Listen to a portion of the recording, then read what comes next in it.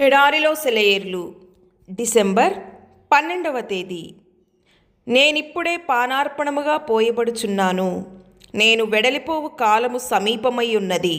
మంచి పోరాటము పోరాడి తిని, నా పరుగు కడముట్టించి తిని, విశ్వాసము కాపాడుకొంటిని.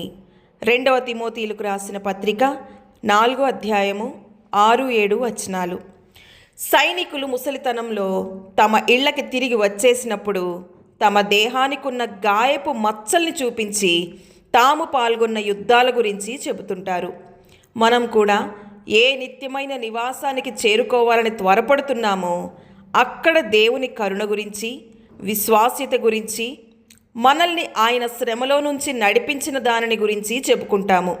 ధవళ వస్త్రాలు ధరించిన వారి మధ్య నేను నిలబడి ఉంటే నన్ను చూపించి, ఇతను తప్ప మిగిలిన వాళ్ళంతా మహాశ్రమ కాలాన్ని అనుభవించి ఇక్కడికి చేరుకున్న వాళ్ళు అని సాక్ష్యం రావడం నాకు సిగ్గుచేటు కదా. నీ సంగతి ఏమిటి?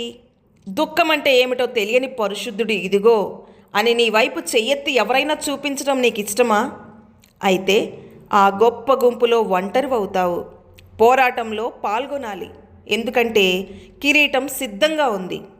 పర్వతం మీద యుద్ధంలో గాయపడిన ఒక సైనికుణ్ణి డాక్టర్ అడిగాడు, నీకు గాయం ఎక్కడయింది? ఆ సైనికుడిలా జవాబిచ్చాడు, శిఖరం పైన. తన శరీరం పైనున్న గాయం మాటే మర్చిపోయాడు అతను. పోరాటమే గుర్తుంది, తాను కూలిపోయిన చోటే గుర్తుంది, తమ గెలుపే గుర్తుంది. క్రీస్తు కోసం విశ్రాంతి లేకుండా ఉన్నతాశయ సాధన కోసం శ్రమిద్దాం. శిఖరం చేరాక మంచి పోరాటం పోరాడాను, నా పరుగు పూర్తి చేశాను, నా విశ్వాసాన్ని కాపాడుకున్నాను అంటూ సింహనాదం చేద్దాము. నీ పని సంపూర్ణం చెయ్యి, ఆ పైన విశ్రమించు. విశ్రాంతి దేవుడిచ్చేదే, ఆ విశ్రాంతి శాశ్వతమని గుర్తించు. దేవుడు నీ దగ్గర పథకాలు, డిగ్రీలు ఉన్నాయా అని చూడడు, నీ గాయపు మచ్చల్ని చూస్తాడు. ఒక వీరుని గురించి రాసిన పాటలో ఒక వచనం, అతని వీర ఖడ్గానికి అలంకారాలేం లేవు, అన్నీ గంట్లు తప్ప. సేవలో తనకి సంక్రమించిన గాయపు మచ్చలు తప్ప ఇతర అలంకారాలను ఏ యోగ్యుడైన సేవకుడు కోరుకుంటాడు?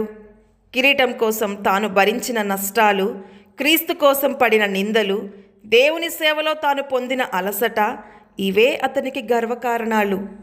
దేవుడి మాటలను దీవించునుగాక. ఆమెన్.